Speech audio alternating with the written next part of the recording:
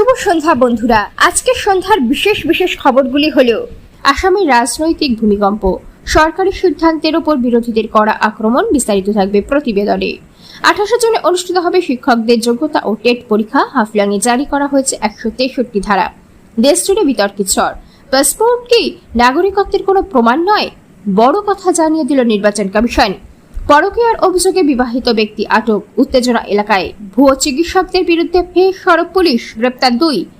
এবং ভাড়া বাড়ির বাথরুম থেকে তরুণীর রহস্যজনক মৃতদেহ উদ্ধার, তদন্তে পুলিশ।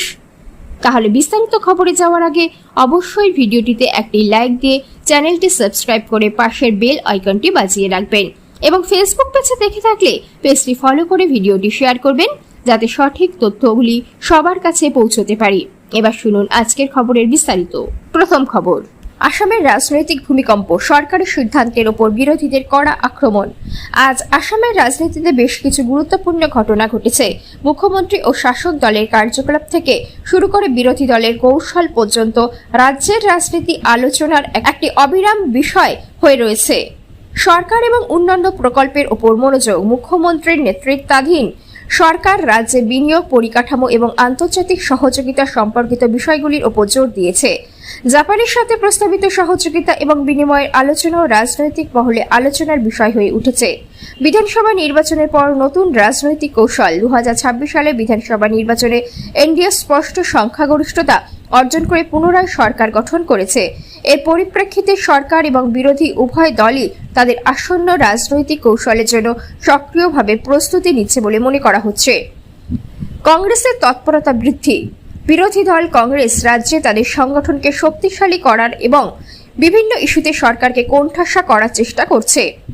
বিরোধী দল আসন্ন রাজনৈতিক চ্যালেঞ্জগুলি মাথায় রেখে তাদের কৌশল নিয়ে কাজ করছে।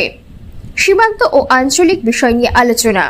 আসাম মিজোরাম সীমান্ত বিবাদ এবং উত্তর পূর্ব অঞ্চল সম্পর্কিত বিষয়গুলো আবারও রাজনৈতিক বিতর্কের অংশ হয়ে উঠেছে।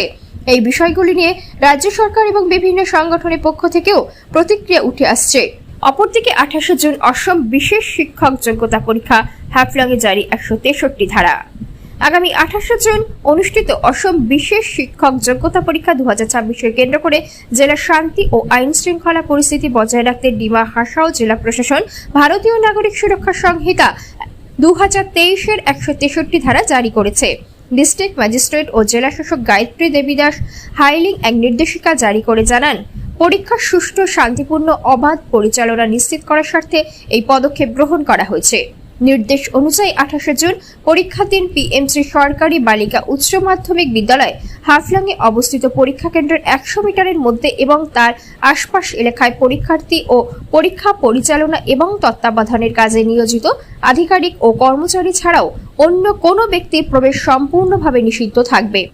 তবেই নিষেধাজ্ঞা কর্তব্যরত পুলিশ, সেনা সদস্য এবং ম্যাজিস্ট্রেটদের ক্ষেত্রে প্রযোজ্য হবে না।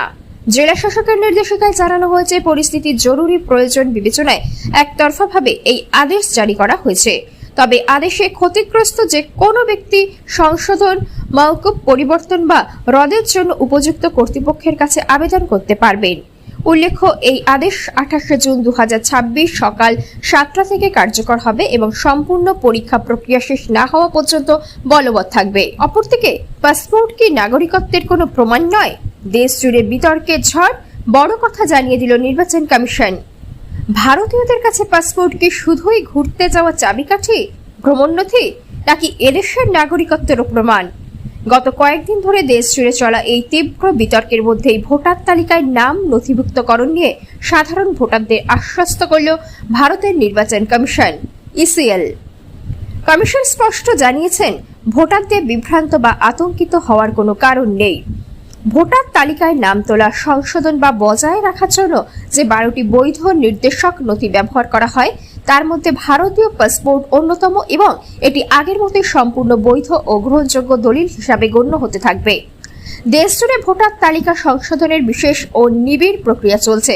বিভিন্ন জায়গায় যাকে প্রশাসনিক ভাষায় স্পেশাল ইন্টেনসিভ রিভিশন এসআইআর বলা হয়। বাংলাদেশ শেষ হয়েছে বিধানসভা ভোটের আগেই। এই এসআইআর এ আবেদনকারীরা নিজেদের পরিচয় এবং যোগ্যতা প্রমাণ করতে পাসপোর্টের ব্যবহার নিশ্চিন্তে চালিয়ে যেতে পারবেন। নির্বাচন কমিশনের থেকে স্পষ্ট ভাষায় জানানো হয়েছে, এই নিয়মে কোনো রদবদল বা পরিবর্তন আনা হয়নি। অপরদিকে পরকীয়ার অভিযোগে বিবাহিত ব্যক্তি আটক, উত্তেজনা এলাকায়। হাজোর ভোমরবাড়ি গ্রামে এক বিবাহিত ব্যক্তিকে পরকীয়ার অভিযোগে স্থানীয় বাসিন্দারা আটক করার ঘটনাকে কেন্দ্র করে বৃহস্পতিবার রাতে তীব্র উত্তেজনা ছড়ায়। অভিযুক্তের নাম আনন্দ মালাকার। তিনি হাজো সাতদলা গ্রামের বাসিন্দা বলে জানা গেছে। স্থানীয়দের অভিযোগ, স্বামী অনুপস্থিত এক মহিলার সঙ্গে দীর্ঘদিন ধরে তার অবৈধ সম্পর্ক ছিল। বৃহস্পতিবার রাতে ওই মহিলার বাড়িতে অবস্থানকালে গ্রামবাসীরা তাকে হাতে নাতে ধরে ফেলেন। স্থানীয়দের আরও দাবি, অভিযুক্ত ব্যক্তি প্রায় প্রতিদিনই ওই মহিলার বাড়িতে যাতায়াত করতেন, যার ফলে গ্রামের সামাজিক পরিবেশ নষ্ট হচ্ছিল। এই ঘটনায় ক্ষুব্ধ গ্রামবাসী তাকে আটক করে একটি খোলা মাঠে বসিয়ে রাখেন এবং হাজো থানায় খবর দেন। খবর পেয়ে হাজো থানা পুলিশ ঘটনাস্থলে পৌঁছে অভিযুক্তকে গ্রামবাসীদের কাছ থেকে উদ্ধার করে নিজেদের হেফাজতে নেয়। অনৈতিক কর্মকাণ্ড সংক্রান্ত অভিযোগের সত্যতা এখনো পুলিশের পক্ষ থেকে আনুষ্ঠানিকভাবে নিশ্চিত করা হয়নি। ঘটনার তদন্ত চলছে। অপরদিকে ভুয়ো চিকিৎসকদের বিরুদ্ধে ফের সড়ক পুলিশ, গ্রেপ্তার 2। ভুয়ো চিকিৎসকদের বিরুদ্ধে ফের অভিযান কাছাড় পুলিশের।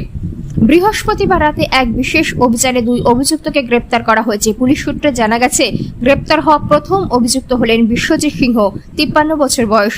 তিনি প্রয়াত সুরজিৎ সিংহের পুত্র এবং কচুদরম থানার অন্তর্গত বনতারাপুর এলাকার বাসিন্দা। সোনাই থানায় দায়ের হওয়া মামলা নম্বর 64/2025 সঙ্গে জড়িত থাকার অভিযোগে তাকে গ্রেপ্তার করা হয়েছে। অপরদিকে দ্বিতীয় অভিযুক্ত বিক্রম সিংহ, 26 বছর বয়স, বিদ্যুৎ সিংহের পুত্র। তিনি কাছাড় জেলার শিলচর থানার অধীন তারাপুরের মণিপুর বস্তি রায়গড় এলাকার বাসিন্দা। তার বিরুদ্ধে শিলচর থানায় মামলার নম্বর 580/2026 ভারতীয় ন্যায় সংহিতা BNS এর 316/2, 319/2, 336/2, 340/2, 125 এবং 271 ধারায় মামলা রুজু হয়েছে। পুলিশ জানিয়েছে, জনস্বাস্থ্যের সঙ্গে প্রতারণা রুখতে ভুয়ো চিকিৎসকের বিরুদ্ধে এ ধরনের বিশেষ অভিযান ভবিষ্যতেও ধারাবাহিকভাবে চালিয়ে যাওয়া হবে। ভাড়াবাড়ির বাথরুম থেকে তরুণীর রহস্যজনক মৃতদেহ উদ্ধার, তদন্তে পুলিশ। সামাগুড়ির রঙাগড় এলাকায় এক চাঞ্চল্যকর ঘটনা। একটি ভাড়াবাড়ির বাথরুম থেকে এক তরুণী মৃতদেহ উদ্ধার হয়েছে। মৃত তরুণীর পরিচয় তেজপুরের ঢেকিয়াজুলির বাসিন্দা চন্দা শর্মা হিসাবে জানা গেছে। চন্দা শর্মা রঙাগড়ের 127 নম্বর জাতীয় সড়কের পাশে অবস্থিত অরোমা হোটেলে কর্মরত ছিল। তিনি তার 3 সহকর্মীর সঙ্গে হোটেল থেকে কিছুটা দূরে একটি ভাড়া বাড়িতে থাকতেন। বৃহস্পতিবার তার ডিউটি না থাকায় তিনি একাই বাড়িতে ছিলেন। রাতে সহকর্মীরা ডিউটি শেষে ফিরে এসে বাড়ির বাথরুমে তার নিথর দেহ দেখতে পান। ঘটনাটি জানাজানি হতেই এলাকায় চাঞ্চল্যের সৃষ্টি হয়।